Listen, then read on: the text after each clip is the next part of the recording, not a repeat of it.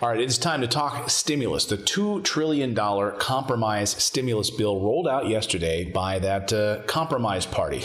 Maybe they should start their own third-party political party. Yesterday, the March to Common Ground, as it was called. And this, of course, was the 50-person bipartisan Problem Solvers Caucus that came forward with their bill yesterday, their framework, as they're calling it. And let's go through, first of all, what's in this thing. And then I'm going to talk about whether or not, again, it's going to have any more legs. And if anyone's going to vote for it, because now we've got some new reporting overnight from different members of Congress, Nancy Pelosi and others, as to whether or not this thing has any legs and will continue into the Senate and ultimately onto the president's desk, or is it dead on arrival? So what is in this bill? $100 billion for COVID-19. Testing and healthcare, $316 billion in direct payments to individuals and families, $120 billion for enhanced unemployment benefits, and that would be $450 per week in enhanced unemployment benefits, $290 billion for small businesses, $145 billion for schools and childcare, $500 billion in state and local aid, $400 billion for election security, $52 billion to support broadband expansion in the United States, the agriculture industry, the U.S. Postal Service, and the census. Also additional language on liability protections in there.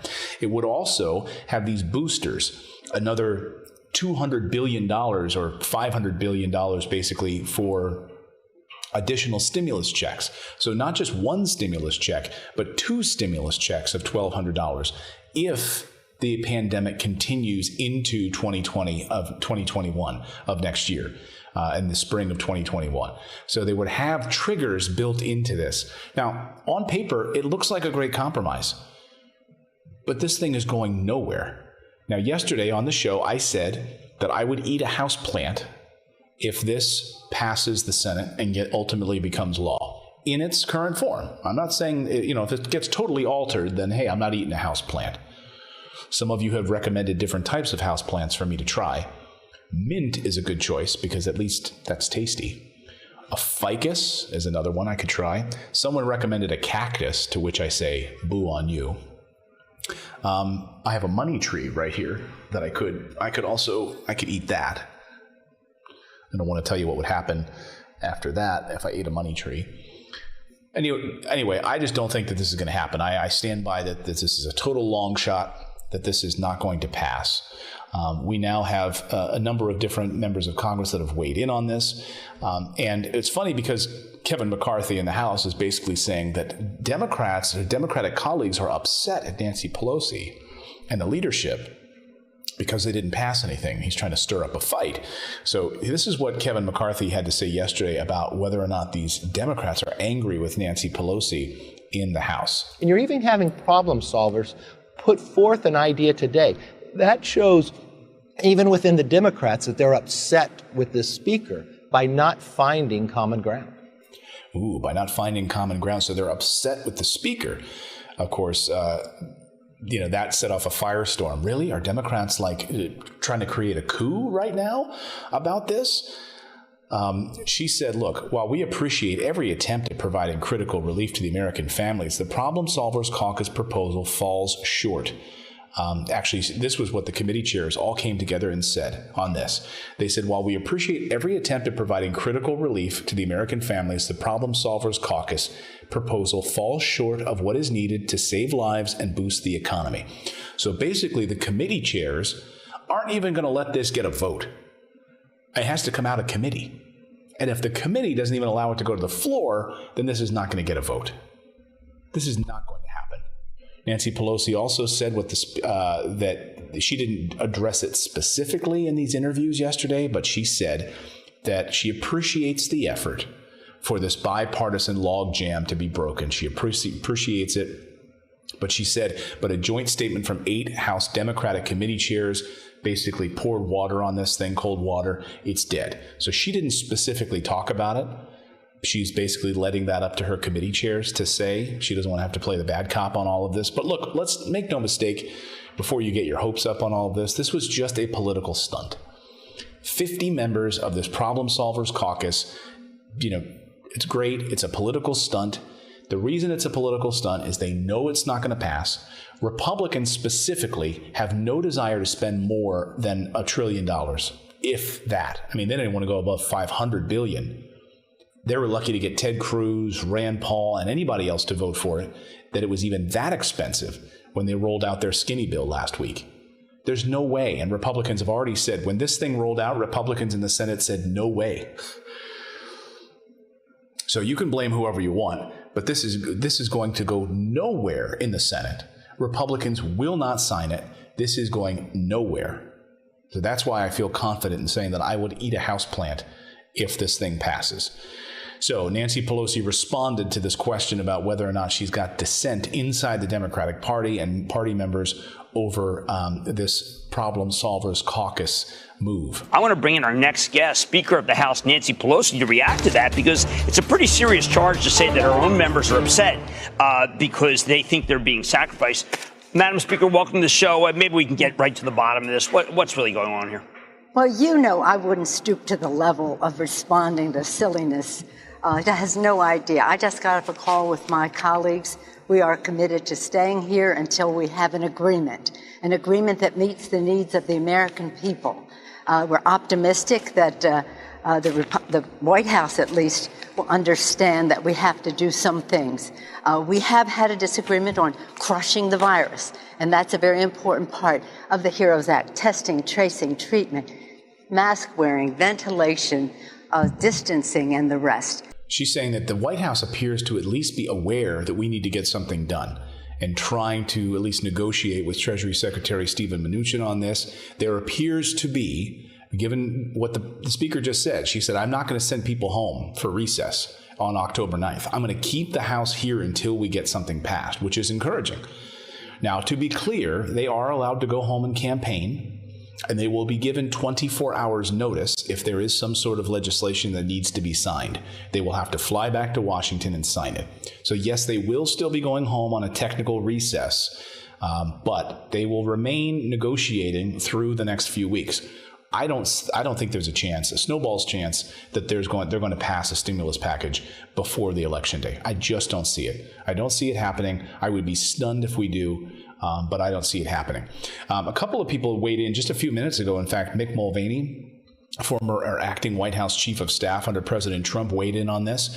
And maybe he's saying something because he's got the insider knowledge on this from the White House, that there might be mounting pressure on the White House and Republicans now to get something on the table. Listen to Mick Mulvaney. It doesn't appear that real negotiations are really going on right now. Is this just dead in the water right now?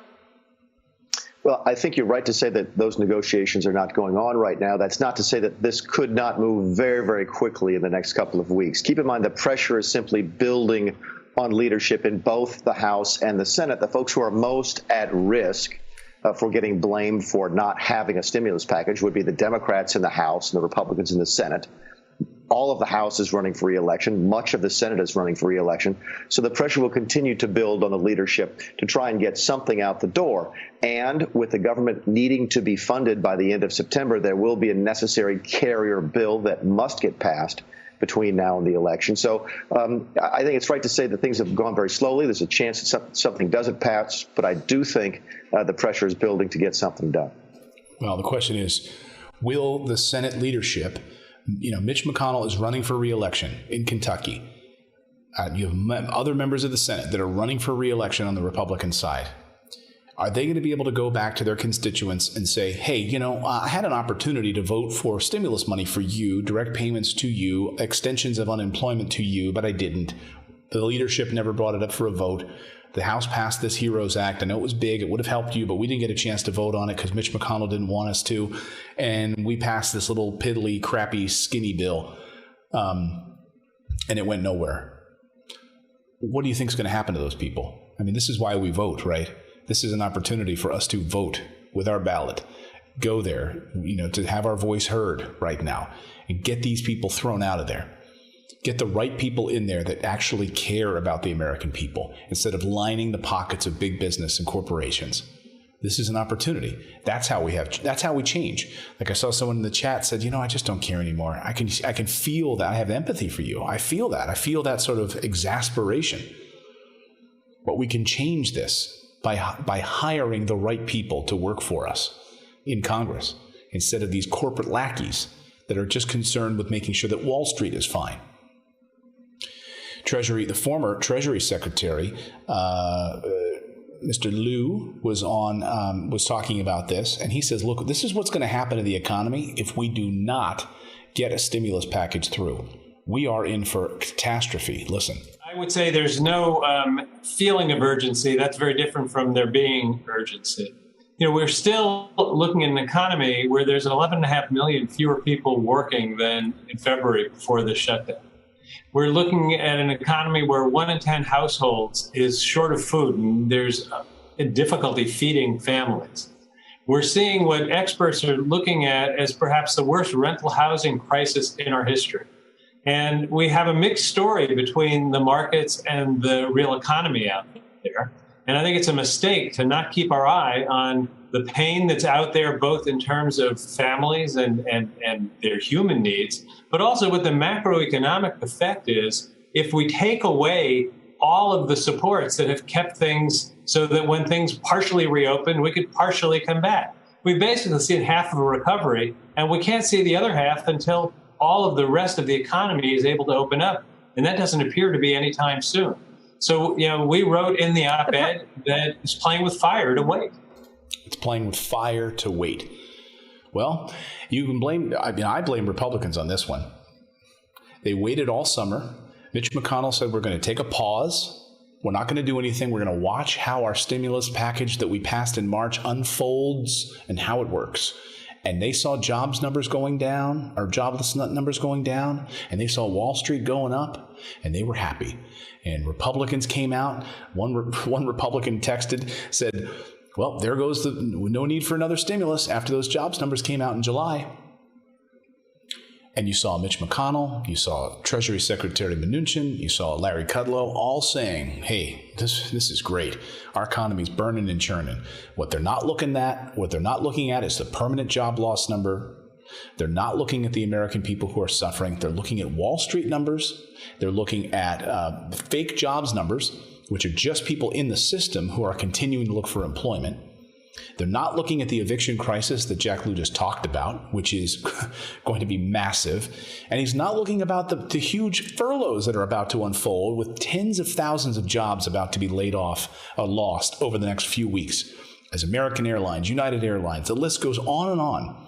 The amount of businesses that are going to lay people off in the next few weeks. This is all coming. And it's all happening on President Trump and Mitch McConnell's watch right now. The ball is in their court. And this morning, Republicans immediately came out and squashed this idea of this compromise Problem Solvers Caucus bill. In fact, they immediately offered sharp criticism of it and said there's no stomach for us passing anything more than $650 billion, which is what the skinny bill was. We're not touching a $2 trillion price tag on any kind of a bill. So, stimulus bill in the toilet, not going to happen. I said I would eat a houseplant if it passes. I'm still holding to that. I keep my word. I will eat a houseplant if this Problem Solvers Caucus bill sees the light of day and passes. And I will say I don't think we're going to see anything before Election Day on the stimulus front. We'll be lucky if we get a continuing resolution passed from keeping the government from shutting down at this pace. So that is the very latest on the stimulus front. Go ahead and smash that like button, please, and subscribe to our channel. Don't forget, you can every day get access to our daily morning newsletter just by going to morninginvest.com. It's delivered right to your inbox. And today we're doing the hoodie giveaway. That's right. We're giving away our brand new hoodies. For anybody who refers somebody else, you'll be entered into a raffle, and we'll pick it at random. And then you win, and then the person you referred wins. So if you refer 20 people, you get 20 raffle tickets, basically. So just share the newsletter. You can do so with your inside the newsletter. At the bottom of the newsletter, there's your own referral link. So just use that link and send it. Say, hey, Mom, got to check out this newsletter and subscribe. And if they sign up, boom, you both get a chance to win. So thank you so much for your support. I really appreciate it.